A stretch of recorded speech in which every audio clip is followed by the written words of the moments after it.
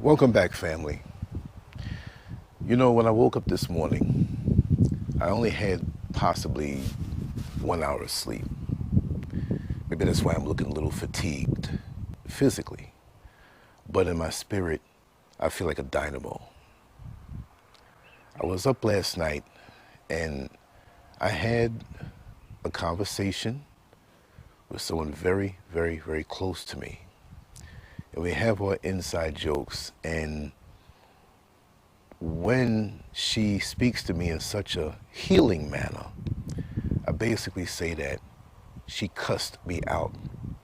Now, I'm not going to go any further to explain the inside joke. But that conversation and that exchange, it was really a one-sided reading, and it wasn't a spiritual reading. And you can say it was, but it wasn't anything traditional along those lines. But it stirred me up to the point where I didn't feel any fatigue all night. And even though I may look a little worn right now, I still don't feel it. And this is wonderful. And this let me know that we have to speak to each other as a people in a very healing way. We don't do enough of that. And this is why in the latest manifestation of this platform, I decided to go in even more so with a surgical precision on the things that we need to be concerned about. Because another one of my thoughts was, we have so many different angles of things.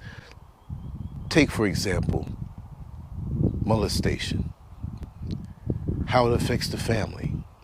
It's not that I would have a topic and say, let's talk about molestation, but molestation for the victim, molestation for the siblings that knew something was going on but didn't say anything about it, molestation of that child and the father finds out if it's not him, or the mother finds out, or the mother's in denial, or it's a neighbor, or it's somebody that the family protects because they don't want to bring up this thing about a particular uncle that did something. It's just so many ways of looking at a topic that I see shows on TV from many years ago. You can't cover an issue with one particular episode. You can't do it. It's got to be multiple episodes. So while titles may appear to be something redundant where, didn't you talk about that last week, Lance? Yes, but I spoke about it from a different angle. And this is why I love to use the term surgical precision. That being said, until we untangle this trauma, multiple areas of trauma that we've had to endure, not even just us, ourselves, but how we feel for our loved ones, how we feel for our friends, how we feel for those we've become close to. It's a wonder why, or not why, but how we can even maintain even semi-healthy relationships because of the issues that come up. It's a little windy over here, so I'm kind of shielding my mic so you can hear me more so than the wind blowing, but it feels really nice. It feels really good up in the mountains here. The air while I'm sleeping is heavenly, and I don't know, I've been dreaming so vividly in this air. I know it has something to do with it because I'll open up all the windows and let the breeze just flow over me, like when you go to the beach and you lay back. Excuse me, I'm just rambling, right? But we do have a lot of things we have to face.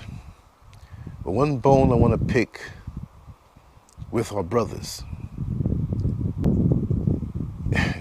I can't say it's time to get busy. We should have gotten busy a long time ago. There are brothers that I know that are doing some phenomenal things. There are brothers that I know that are raising good families, dedicating themselves to their family, dedicating themselves to their wife, dedicating themselves to their community, and being that person that anybody would like to live next door to or have as a neighbor. You see? We don't have enough. And there's so many of us out here who are shucking and jiving, playing games, wasting time, when we are very much needed. We're needed badly because our community, well, if I can say we have a community, but our proximity, and it's sad I have to say it that way, is quickly unraveling more and more and more. I had a video that I just saw on Facebook, a Facebook friend here in Ghana, and it was late at night in the street, and this was shot by them, this person. And it had men dancing, undulating, bending over, spreading their backside like a woman would in a topless joint, in a strip joint.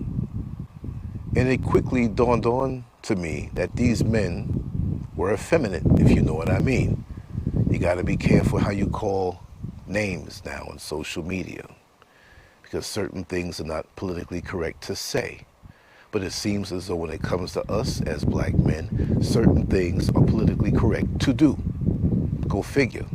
That's because the men and the women and the family are under attack.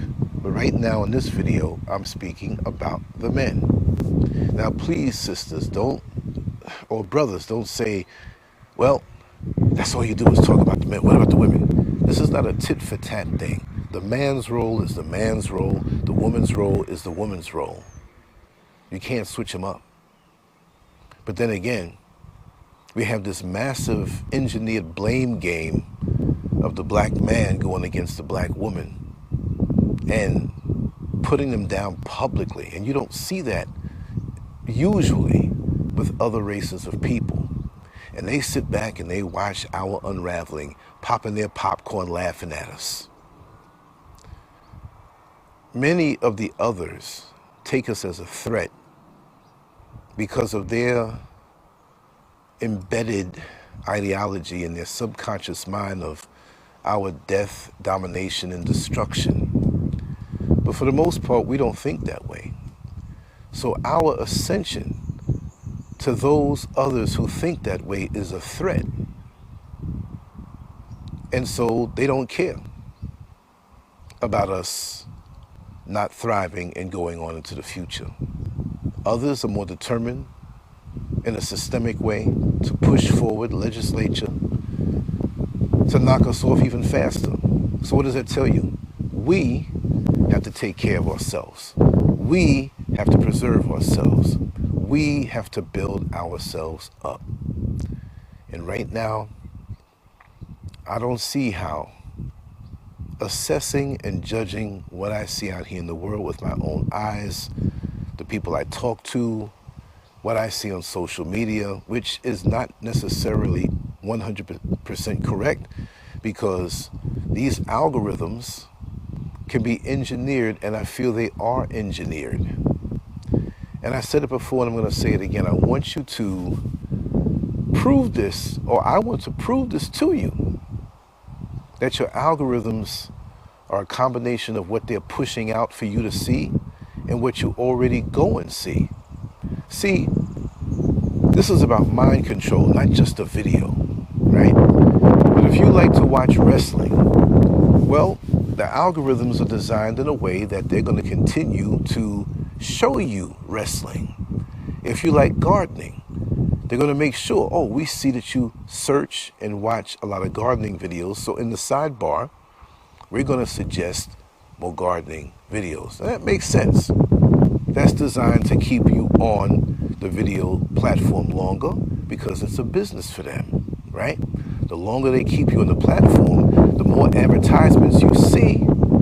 Therefore, you might make a purchase, or they want their eyes on the ads, the ones who pay YouTube, Rumble, Facebook for ad space, right? That's how it works, because it's a business. For you, it's pleasure. But if you can look at let's just pick on YouTube, your YouTube home page, right? The home page which shows everything flat, not just anything of what you've uploaded, but just what's there. Then you go and log out. Log out of YouTube, but go to YouTube again, where you're not on your homepage, and tell me what you see. It's going to be a whole lot different. So you can't tell me, and especially me after being online so many years, I don't think I know it all, but I see it, and trust me, and trust and believe when I tell you. These algorithms will push certain things on you more and more when they want to keep your mind in a certain place. A place of distraction, a place of chaos, a place of confusion, a place of lust, a place of frustration, a place of hopelessness by the clips and the shorts and the videos that they will show you. It's a very lethal and dangerous thing, but it's real. And we opened it up for ourselves. We open our minds up to it, and we must be more conscious of this, because in the black community, we have many, many issues that we have to face, and they're not going to go away. And we as men need to lead this war on our minds by being more conscious in how we carry ourselves and what we do and what the little children see us do. Oh yeah, we're adults and there's certain things we like to do when the lights go out, but you don't have to put it out there in the world, because that's a very powerful thing. And if our children get intoxicated with adult things early on, they're not going to study. They're not going to look to other things and use their energy and their enthusiasm to be better and to have a childhood. We've introduced them to sex too early. And it's wrong. And the world is going to keep it up. The algorithms don't care. Put a computer in your teenager's room. Say 12 or 13 or 14. And just let them have a little freedom. Let them lock the door if they want to. Then go back in there when they're in school and go into their computer and look at their history of what they're looking at. I'm not saying they're bad, but you know, children, when they're young, they share things and say, hey, look at this. Ooh, they doing this. Look at what, wow. And they have their feelings. They have their hormones hitting them. You've got to keep them busy. Because if you leave them alone to that, it will take over. And then other things happen. So we have a job to do, brothers, and I'm going to be talking about these things. And the sisters have a role also, and we will speak about that. So let's stop saying, well, or acting like it's tit for tat. Well, you talking about us, but what about the sisters? We all have a hand in allowing the destruction of us by the systemic ways that are happening around us. We all have a hand in, and maybe not knowing or turning our head or seeing it in our peripheral and not doing anything about it. We all have a hand in that, whether we know it or not. And if we don't know it, we need to know it. And I know stuff like this doesn't bring big hits, but it's not about the hits. It's about life. Are we that insecure that we just want to go for something to feel liked? Oh, yeah, look, I got more likes than him. He ain't doing that good. It all depends what you're online for. Are you online to be popular? Or are you online to reach people and do a work? Yeah, we can have a little fun sometime. Granted, we all need our breaks. But we need to use the enemy's sword against him, that enemy. I won't call it out. Again, you know, they got a thing called shadow banning, and artificial intelligence is roaming about the internet, looking to slash platforms left and right if they say one thing wrong. And I've been known as a bad boy for a very, very, very long time. And I'm not going to change. I'm just a little wiser. But let's get down and do something that we can say every single day that would uplift us, that would uplift our children, that would make our sisters feel better. Read and learn something, pass the information on along. Let's have a upwardly mobile life instead of sinking down into decadence that's going to be there even after you leave this earth. But after you leave this earth, if you did the right thing, you would light a fire in somebody and ignite a righteous desire to do better so we can rebuild our community. Well, what about that? Or rather, like I like to say, how about that? That's the challenge. And you can go on and live your life, shut the door at night with your significant other and do whatever you want to do. That's your dessert. But other than that, it should not be about a life of pleasure and hedonistic endeavors. There's more to life than that. And how long can you stay in that lane? Old as you getting. That's all you got on your mind? Anyway, that's my message out here in the garden for the day. I might come back and do some later on, but I have a few runs to make. But I'm going to make sure to press forward. Doesn't mean I'm going to be on here for 8 hours straight, but I'm going to press forward every single day. And I love the support of you sharing. And when you like it, I'm not saying that you got to like me, but liking the video makes it push out to the algorithm even more and to be seen more by more people if you like the work that Lancescurv is doing here. Other than that, know that I love you, I care for you, my love for my people is unconditional because I've seen it all my life. I know how great we can be, but it doesn't need to be in flashes. Quick flashes of greatness, shown potential on how we can really be. No, we need to have a sustained, upward, unified movement, regardless of religion, regardless of nationality, because globally we have the same enemy. And only a fool would try, or not only just a fool, but only a fool and or an agent, those who are working for the enemy, would try to separate us from each other, no matter where we come from in the world. And I'll say that to anybody, in their face, because there's no fear here when it comes to talking about the righteous things we need to be talking about. Anyway, much love to you all. Lancescurv out. On to the next one. Leave your comments. Peace.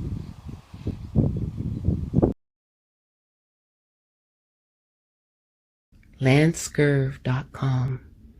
Bold, raw, and uncut. So, my friend, take it for what it's worth. Your heaven and your hell is right here on this earth.